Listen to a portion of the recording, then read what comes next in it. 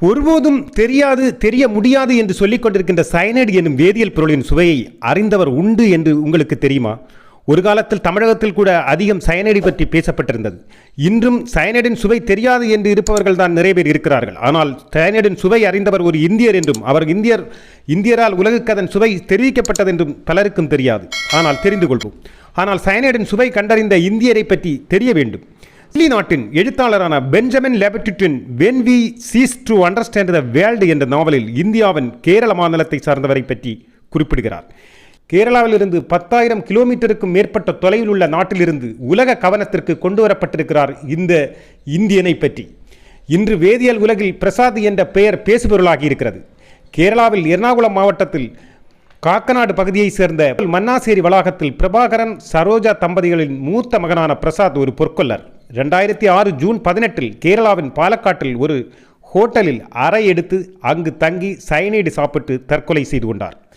அது வெறும் மரணம் அல்ல, வரலாறு படைத்த மரணம். சயனைடு எனும் வேதிப்பொருளின் சிறு துளி சிதறல்கள் உள் சென்றாலே கண்மூடி திறப்பதற்குள் மரணம் தழுவும். வேகம் கொண்டது, அவ்வளவு வேகம் கொண்டது அந்த வேதிப்பொருள். அந்த வேதிப்பொருளின் சுவையை சாப்பிட்ட யாருக்கும் சொல்ல முடிந்ததில்லை. வாய் திறப்பதற்குள் மரணம் அவர்களை விழுங்கிவிடும். அப்படிப்பட்ட அதிபயங்கரமான வேதிப்பொருளின் சுவையை உலகம் அறிய வேண்டும் என்பதற்காக உலகிற்கு சொல்லி போயிருக்கிறார் பிரசாத். பொற்கொள்ளரான பிரசாத் சுயதொழிலுக்காக வாங்கிய கடனில் தங்கப்பட்டறை வைத்து வேலை பார்த்து வந்தார். தங்கம் வாங்குவதில் இருவரால் ஏமாற்றப்பட்டதால் பிரசாத்தால் அந்த கடனிலிருந்து மீண்டு வருவதற்கு முடியவில்லை. பலமுறை முயற்சித்தும் முடியாததால் தற்கொலை முடிவுடன் பாலக்காட்டிற்கு சென்று விடுதியில் அறையெடுத்து தங்கியிருக்கிறார். கூடவே தங்க வேலைகளுக்காக பயன்படுத்தப்படும் சயனைடையும் எடுத்து சென்றிருக்கிறார்.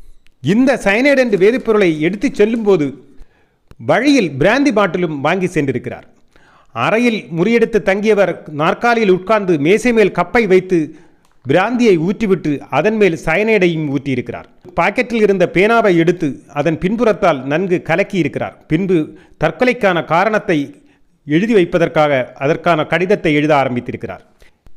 எழுதும்போது யோசனையில் பேனாவை வாயில் வைத்து கடித்தவர் நாவால் பேனாவின் பின்புறத்தையும் தொட்டிருக்கிறார்.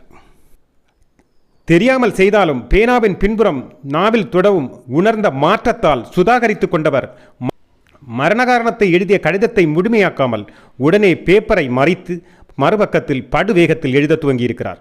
டாக்டர்களே, நான் பொட்டாசியம் சயனைடின் சுவை அறிந்து கொண்டேன். அதிபயங்கரமான எரிச்சல் கொண்டது.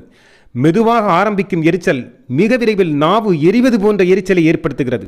மிக கடுப்பமானது, பயங்கரமான கசப்பானது என்று அன்று வரை உலகம் அறியாத சுவையை உலகிற்கு சொல்லி முடிப்பதற்குள் அவர் கட்டிலில் சாய்ந்திருக்கிறார், இறந்திருக்கிறார். கடிதம் முடிக்கும் முன் எதிர்பாராமல் நாக்கில் பேனாவில் தொட்டதால் ஆல்கஹாலுடன் கலந்த சிறு அம்சம் மட்டுமே நாவல் பட்டதால் 4 வரி எழுதுவதற்கும் சுவையை உணர்வதற்கும் அவரால் முடிந்திருக்கிறது. கலக்கி வைத்த மதுவை அருந்த வேண்டியதும் வரவில்லை. எழுதிய கடிதத்தை மேசையில் வைத்துவிட்டு கட்டில் அப்படியே சாய்ந்திருக்கிறார். போஸ்ட்மார்ட்டம் நடத்திய மருத்துவர் சொல்கிறார், பேனாவின் பின்புறத்திலிருந்து 1 அல்லது 2 மில்லிக்குள் தான் இவர் உடலுக்குள் சென்றிருக்கும், அதனால் தான் அவருக்கு நேரம் கிடைத்திருக்கிறது என்றும் அவர் சொல்கிறார். சமூக வலைதளங்கள் அதிகம் இல்லாத காலத்திலும் அன்று இந்த செய்தி மிக பரவலாக பேசப்பட்டது, உலக அளவில் பேசப்பட்டது என்றே சொல்ல வேண்டும்.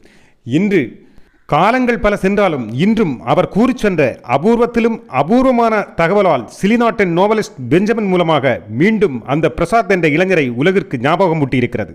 வேதியியல் பற்றி படிக்கும் போதும் வேதியியலின் மனம், குணம், நிறம் என வேதியியல் பொருட்கள் உள்ளவரை, வேதியியல் பொருட்களை பற்றி உலகம் படிக்கின்றவரை அவரின் நினைவும் என்றளவும் உலகம் நினைவூட்டிக் கொண்டே இருக்கும் என்பதிலும் மாற்று கருத்தில்லை.